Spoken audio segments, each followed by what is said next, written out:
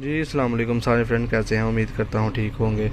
अच्छा जी, ये देखें, सबसे पहले हमारे पास ये मॉडल है इन्फिनिक्स का।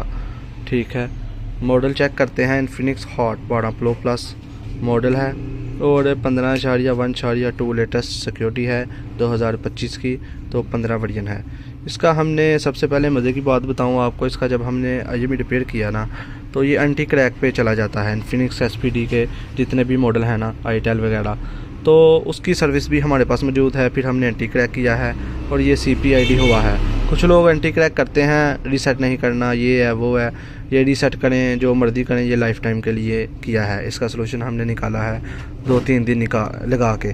तो आप लोग भाई यूँ दुकानदारों के लिए हम वीडियो लेके आते हैं, तो ये ओरिजिनल वीडियो बना रहे हैं आपके सामने, कोई फेक वाला सीन नहीं। तो जिस भाई ने करवाना होगा काम मुझसे करवा सकता है।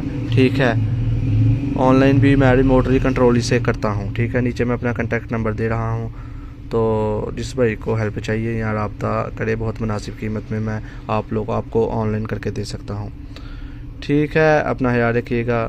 नेक्स्ट वीडियो आने का वेट करें, मेरे चैनल को लाइक करें, सब्सक्राइब करें। ओके, अल्लाह हाफिज़। पाकिस्तान जिंदाबाद।